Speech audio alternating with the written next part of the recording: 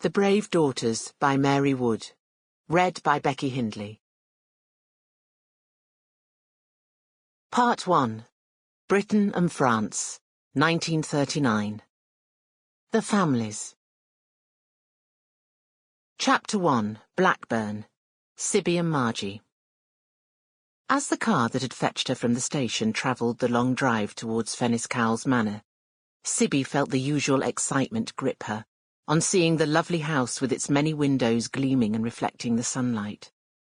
The ivy covering its walls seemed to shimmer a welcome in the August heat, and its backdrop of the beautiful hills of Bowland provided the perfect setting for this, her second home. On arriving outside the house, her anticipation rose so much that she was out of the car and running up the steps before her Aunt Mags's driver had time to alight and assist her. As she reached the door, it opened. "Sibbie! How lovely to see you, darling. Come on in. Marjella, Beth and Belinda are in the garden, taking advantage of this lovely day. They're all excited to be seeing you again." "Hello, Aunt Mags. How are you? I've missed you. It seems ages since I left for the summer holidays. Oh, and Aunt Betsy and Mum said I'm to give you their love."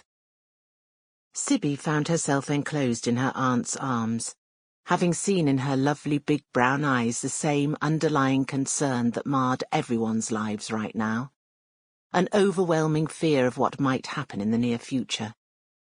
This was disconcerting to Sibbie, as Aunt Mags, a close family friend, whom Sibbie loved dearly and had called Aunt all her life, was a strong and capable businesswoman who headed the board of the largest mill in the area and rarely indicated that anything unnerved her. Tall and slender, Mags was the epitome of the lady of the manor. She always wore her light brown hair, now peppered with grey strands, in a bun at the nape of her neck, which added to her elegant appearance. Holding Sibbie at arm's length, Aunt Mags kept her voice light. "Dear Betsy and Susan, I'll ring them later to let them know you've arrived safely. Now, let me look at you. Being back in Port Patrick for the summer has done you good. You were looking peaky when you left. Those long hours in the classroom had taken their toll. I've had a lovely time, being spoilt by everyone, but I'm ready to get back to studying." "That's good. Well, everyone's fine here, if a little worried about all that's happening in the world. That aside, the girls are looking forward to their new term at school, and Marjella has arrived safely. She's very excited to be joining you in your language studies this term. I can't wait to see her. It's going to be wonderful having her here. I just wish this cloud wasn't hanging over us all. Mum and Aunt Betsy are very nervous." "I can understand that, as we older ones have vivid memories that heighten our fears." Aunt Mags sighed.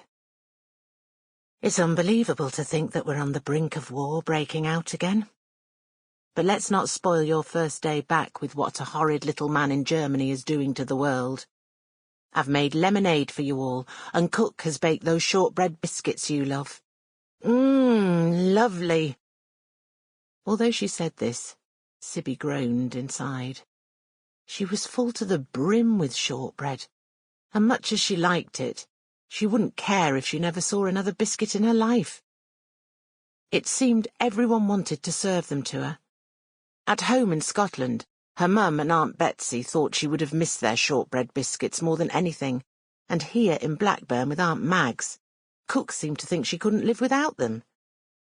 Sibbie smiled to herself at these thoughts, as they brought home to her how she was surrounded by the love of so many people. And now her lovely cousin Marjie, as she called Marjella, was here from France to join her on the language course she was taking, which meant they were going to spend a lot of time together. Life couldn't be better, and she prayed that all the fears of war would come to nothing.